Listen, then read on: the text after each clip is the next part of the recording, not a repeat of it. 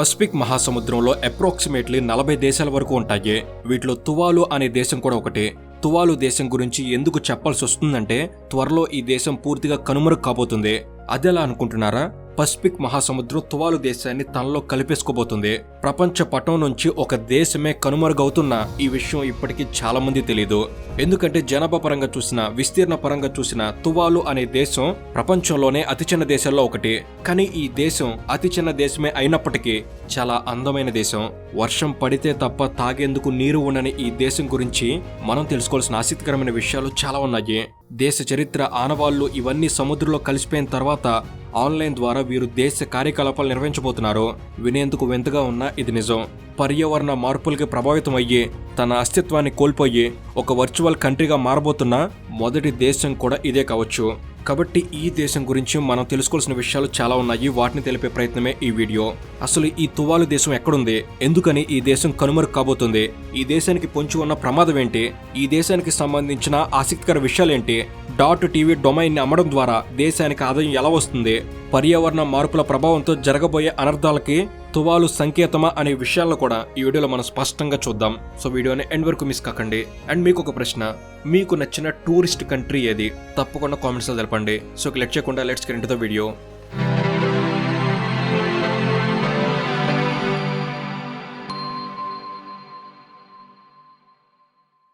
తువాలు లేదా టువాలు అనేది west central Pacific ఓషన్లో ఉన్న ఒక చిన్న ఐలాండ్ కంట్రీ.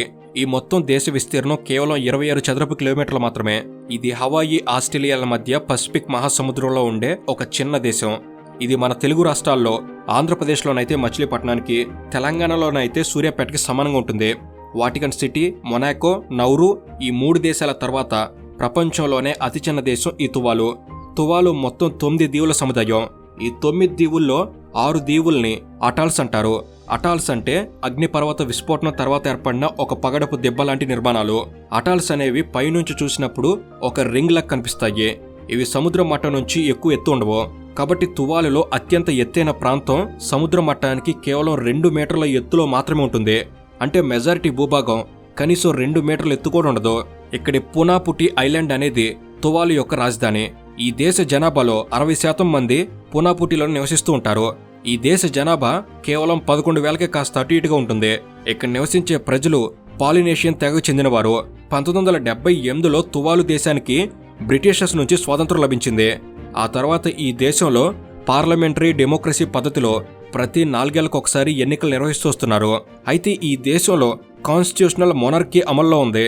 అంటే 1978లోనే ఈ దేశానికి బ్రిటన్ నుంచి స్వాతంత్రం లభించిన ఈ దేశానికి స్టేట్ హెడ్గా బ్రిటన్ రాజు కింగ్ చార్లెస్ III కొనసాగుతూ ఉంటాడు. తువాలు తక్కువ విస్తీర్ణం, దాంతోపాటు దాదాపుగా సముద్ర మట్టానికి సమానంగా ఉండటం వల్ల ఈ దేశం పర్యావరణ మార్పులకు బలై త్వరలో పసిఫిక్ మహాసముద్రంలో కలిసిపోబోతుంది. ఇక క్లైమేట్ చేంజెస్ వల్ల ఉష్ణోగ్రతలు పెరుగుతున్న ఉష్ణోగ్రతలకి ఆర్కిటిక్ మరియు అంటార్కిటికా రీజియన్లో మంచు భారీగా కరగడం, అలా సముద్ర మట్టం ఎత్తు పెరుగుతుండడంతో తువాలు దేశ అస్తిత్వమే ప్రశ్నార్థకంగా మారింది. ఈ పర్యావరణ మార్పులనేవి తువాలు దేశానికి భవిష్యత్తు లేకుండా చేస్తున్నాయి.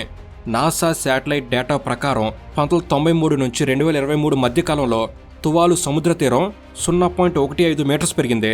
ప్రపంచవ్యాప్తంగా సముద్ర మట్టం ఎత్తులో వచ్చిన మార్పు కన్నా ఇది 1.5 రెట్లు ఎక్కువ. ఈ పరిస్థితి ఇలాగే కొనసాగితే మరో 75 ఏళ్లు గడిచేసరికి తువాలు సముద్ర తీరం 1 మీటర్ వరకు పెరుగుతుంది. అంటే దీని అర్థం తువాలు సముద్ర మట్టానికి ఎక్కువ ఎత్తులో లేకపోవడం వల్ల 95% తువాలు భూభాగం సముద్రంలో కలిసిపోబోతుంది. అయితే మరో 75 ఏళ్ల వరకు తువాలుకి ఎలాంటి ప్రమాదం లేదనుకుంటే పొరపాటే. ఇప్పటికే తువాలు పర్యావరణ మార్పులకు సంబంధించిన తీవ్రమైన పర్యవసనాలను ఎదుర్కొంటుంది. ఒక భారీ సముద్ర అల కూడా తువాలులో వరదలు సృష్టిస్తుంది. తువాలులో వరదలు రావడం అనేది చాలా సాధారణ విషయంగా మారిపోయింది. 75 సంవత్సరాల తర్వాత తువాలు సముద్రంలో కలిసిపోవచ్చు. కానీ ఇప్పటికే తువాలుని సముద్రం ఆక్రమించడం ప్రారంభించిందన్న నిజాన్ని మర్చిపోకూడదు. కాబట్టి 21వ శతాబ్దం ముగిసేసరికి తువాలు 95% పసిఫిక్ మహాసముద్రంలో కలిసిపోయి నివాసానికి పనికి రాకుండా పోతుంది. రాబోయే 25 ఏళ్లలో తువాలుకు సంబంధించిన క్రిటికల్ ఇన్ఫ్రాస్ట్రక్చర్ పూర్తిగా ధ్వంసం కాబోతుంది. మరో 75 ఏళ్లలో ఇయర్ 2100 వచ్చేసరికి తువాలు అనే దేశం లేకుండా పోతుందని శాస్త్రవేత్తలు అంచనా వేస్తున్నారు.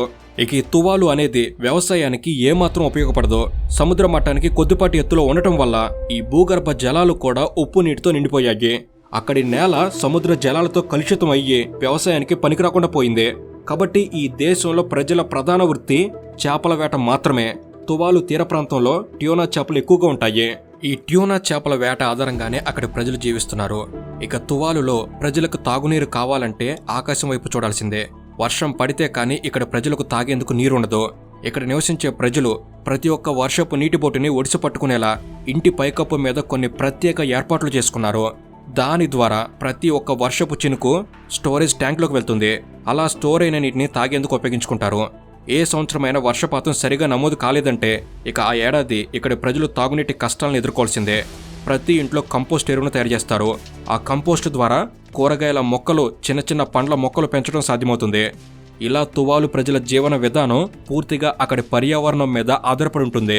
Climate change, global warming, sea level rice అనే పర్యావరణ సంబంధిత సవాళ్లు తువాలు ప్రజల జీవితాన్ని తీవ్రంగా ప్రభావితం చేస్తున్నాయి. అందుకే పెరుగుతున్న సముద్రం మట్టం నుంచి, సముద్రం సృష్టిస్తున్న వరద నుంచి కాపాడుకోవడానికి ఆర్టిఫిషియల్గా అక్కడి ప్రభుత్వం గోడ కట్టే ప్రయత్నం చేసినా అవన్నీ తాత్కాలిక ప్రయోజనాల కోసం మాత్రమే. నిజానికి తువాలు ఎదుర్కొంటున్న సమస్యకు పరిష్కారమే లేదని సైంటిస్టులు తేల్చేశారు. అంతేకాదు ఈ పర్యావరణ మార్పులను ఎదుర్కొనేందుకు తువాలు వద్ద పెద్దగా డబ్బు కూడా లేదు. ఎందుకంటే ఈ దేశానికి మూడు ఆదాయ మార్గాలున్నాయి. వాటిలో ఒకటి తువాలు సముద్ర తీరంలో భారీగా ట్యూనా చేపలు ఉండటం వల్ల ఫిషింగ్ కోసం వచ్చేవారికి తువాలు లైసెన్స్ మంజూరు చేస్తుంది. ఈ ఫిషింగ్ లైసెన్స్ ద్వారా తువాలకు ఆదాయం వస్తుంది. రెండోది, తువాలు ఫారెన్ ఎయిడ్ మీద ఆధారపడి నడుస్తుంది. అంటే ప్రపంచ దేశాలు పర్యావరణ మార్పులకు ఖర్చు చేస్తున్న డబ్బు తువాలుకు కూడా వెళ్తుంది. తువాలు దేశ జీడిపిలో దాదాపు 10% ఈ విదేశీ సహాయం మీదే ఆధారపడి ఉంటుంది. ఇక తువాలు దేశానికి ముఖ్యమైన 3వ ఇన్కమ్ సోర్స్ టీవీ డొమైన్ని సేల్ చేయడం ద్వారా లభిస్తుంది. ఇది ఎలా అంటే ఇంటర్నెట్కి ప్రతి దేశానికి ఒక ప్రత్యేకమైన డాట్ కోడ్ ఉంటుంది. ఇంటర్నెట్ అసైన్డ్ నెంబర్స్ అథారిటీ ప్రతి దేశానికి country code top level domains అనగా CCTLD అనే 2 అక్షరాల డాట్ కోడ్ని ఇస్తుంది. ఉదాహరణకి ఇండియన్ వెబ్సైట్స్ని బ్రౌజ్ చేయాలంటే ఆఖర్లో .in అని టైప్ చేస్తాం. అలాగే అమెరికాకు .US, చైనాకు .CN, జపాన్కి .JP, ఇలా ప్రతి దేశానికి ఒక కంట్రీ కోడ్ ఉంటుంది. అలాగే తువాలుకి ఇంటర్నెట్లో .TV అనే కంట్రీ కోడ్ ఉంది. ప్రపంచవ్యాప్తంగా ఉండే టీవీ ఛానల్స్ తమ వెబ్సైట్ చివరిలో .TV అని వచ్చేలా ఆ వెబ్సైట్ని తువాలులో రిజిస్టర్ చేస్తారు. అలా రిజిస్టర్ చేసినందుకు తువాలుకి ఫీజు చెల్లించాల్సి ఉంటుంది. అలా .TV అనే డొమైన్ కోడ్ని అమ్మడం ద్వారా తువాలు ప్రతి సంవత్సరం $5 నుంచి $10 మిలియన్ వరకు సంపాదిస్తుంది. So 1 fishing licence, 2 foreign aid, 3 domain సెల్లింగ్తో ఈ 3 మెయిన్ ఇన్కమ్ సోర్సెస్తో పాటు టూరిజం ద్వారా కూడా కొంత ఆదాయం వస్తుంది. ఇవే తువాలు దేశానికి ఉన్న ప్రధాన ఆదాయ మార్గాలు. ఇక 2021లో జరిగిన COP26 సమ్మిట్లో తువాలు ఫారిన్ మినిస్టర్ సిమోన్ కోఫే మాట్లాడుతున్న సమయంలో అతను నిల్చున్న ప్రదేశం ప్రపంచవ్యాప్తంగా పర్యావరణ మార్పుల ప్రభావాన్ని కళ్లకు కట్టినట్టు చూపించాయి. కాన్ఫరెన్స్ ఆఫ్ పార్టీస్ ని COP అని పిలుస్తారు. UNFCCC నిర్వహించే ఈ సమ్మిట్లో environment, climate change, global warming లాంటి విషయాల మీద కలిసికట్టుగా పోరాడేందుకు ప్రపంచ దేశాలన్నీ నిర్ణయాలు తీసుకుంటాయి. 1994 నుంచి ఈ COP సమ్మిట్ జరుగుతున్నాయి. అయితే 2021లో గ్లాస్గోలో జరిగిన COP సమ్మిట్లో ప్రపంచ దేశాల ప్రతినిధుల ముందు ఒక వీడియో ప్లే అయింది. ఆ వీడియోలో తువాలు దేశ ఫారెన్ మినిస్టర్ సిమోన్ కోఫే మాట్లాడాడు. మేం మునిగిపోతున్నాం, కానీ మిగతా అందరూ అలానే ఉన్నారు.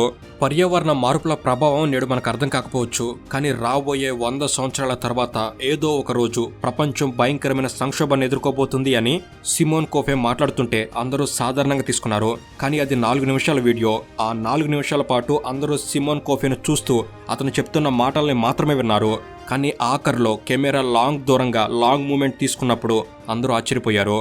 ఎందుకంటే మీరే చూడండి ఈ వీడియో ఎలా ఉందో. సిమోన్ కోఫే సముద్రంలో మునిగిన తువాలు భూభాగం మీద నిలబడి రికార్డ్ చేశాడు.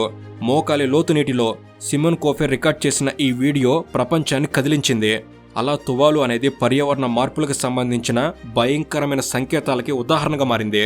అయితే తువాలు సముద్ర గర్భంలో మునిగిపోతుందని తెలిసి అక్కడి ప్రజలు, ప్రభుత్వం అందరూ తమ సంస్కృతిని, తమ ఆస్తుల్ని, ఆ దేశంలో తమకున్న జ్ఞాపకాలని కోల్పోబోతున్నామని అంగీకరించడం మొదలుపెట్టారు. అందుకే తమ సంస్కృతిని, అస్తిత్వాన్ని కాపాడుకునేందుకు తువాలు ప్రభుత్వం దేశంలో 3D స్కానింగ్ నిర్వహిస్తుంది. ఇలా 3D స్కానింగ్ నిర్వహించి దేశంలో ఉన్న ప్రతి ఇంటిని, ప్రతి వస్తువుని 3Dలో డిజిటల్గా సేవ్ చేస్తున్నారు. ఇప్పటికే ఈ 3D స్కానింగ్ పూర్తయింది. ఇలా డిజిటల్గా 3Dలో స్టోర్ చేయడం ద్వారా తువాలు లేకుండా పోయినా ఆ దేశ ఆనవాళ్లు, జ్ఞాపకాలు డిజిటల్ రూపంలో పదిలంగా ఉండబోతున్నాయి.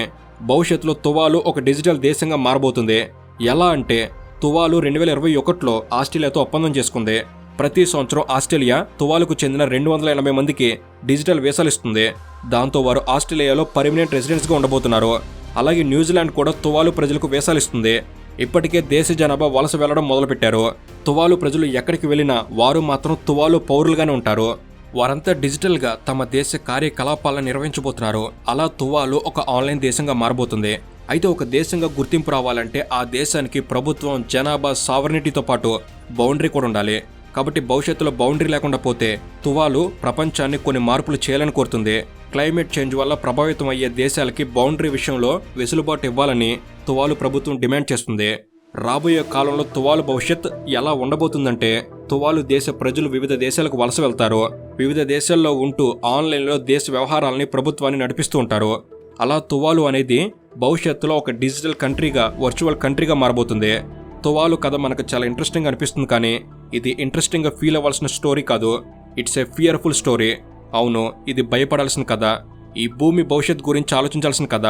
భవిష్యత్ తరాల మనుగడ గురించి ఆలోచించాల్సిన కథ. తువాలు అనేది 11,000 పైచీలకు జనాభా ఉన్న చిన్న దేశం. పర్యావరణ మార్పులకు బలవుతున్న చిన్న దేశం. కాబట్టి ఇతర ప్రపంచ దేశాలు మానవతా దృక్పథంతో వారిని రాణిస్తారు. కానీ భవిష్యత్తులో ప్రపంచం అంతా క్లైమేట్ చేంజ్ వల్ల, గ్లోబల్ వార్మింగ్ వల్ల ఇబ్బంది పడే పరిస్థితి వచ్చినప్పుడు భూమి మీద ఉన్న వాళ్ళు ఎక్కడికి వెళ్ళాలి? క్లైమేట్ చేంజ్ అనేది క్యాన్సర్ లాంటిది. ఈ క్యాన్సర్ అనేది తువాల్లో మొదలైంది. ఒక తువాలు మాత్రమే కాదు, నౌరు, కిరిబాటి, మార్షల్ ఐలాండ్స్ ఈ దేశాలు కూడా ప్రమాదంలో ఉన్నాయి. తువాలు తర్వాత మరో దేశం కనుమరుగవుతుంది. అలా ఒకరోజు మనవంతు కూడా వస్తుంది. ఇప్పటికైనా క్లైమేట్ చేంజ్ అనే క్యాన్సర్ని కన్సిడర్ చేయకుండా కార్బన్ ఎమిషన్ని అలాగే కొనసాగిస్తూ పర్యావరణాన్ని ఇలానే పాడు చేస్తూ వెళ్తే ఏదో ఒకరోజు పర్యావరణ మార్పుల ప్రభావం మన దేశం మీద కూడా పడుతుంది. మన దేశం వంతు వచ్చే నాటికి మనం బ్రతికుండకపోవచ్చు, కానీ మన భవిష్యత్ తరాల మనుగడని కాపాడాల్సిన బాధ్యత మన మీదే ఉందన్న నిజాన్ని ప్రతి ఒక్కరు గుర్తించాలి. లేదా ఏదో ఒకరోజు మనం కూడా మన దేశాన్ని 3D స్కానింగ్ చేసి మన ఆనవాళ్ళని, సంస్కృతిని, అస్తిత్వాన్ని, చరిత్రను డిజిటల్గా భద్రపరచుకోవాల్సిన అవసరం ఏర్పడుతుంది. సో ఇది ఫ్రెండ్స్, తువాలు విషయంలో జరుగుతున్న ఈ పరిణామాలపై మీ అభిప్రాయం ఏమిటి? తప్పకుండా కామెంట్స్లో పంచుకోండి. అండ్ ఇలాంటి మరిన్నో ఇన్ఫర్మేటివ్ వీడియోస్ని ఇక్కడ నుంచి వెంటనే తీసుకురాబోతున్నాం. ప్రతిదీ మీ వరకు చేరేందుకు, ఏది మిస్ కాకుండా ఉండేందుకు తప్పకుండా మన తెలుగు నాలెడ్జ్ ఫ్యామిలీలో మీరు కూడా సబ్స్క్రైబ్ చేసుకొని భాగం కాగలరు. Thank you for watching. Have a good day.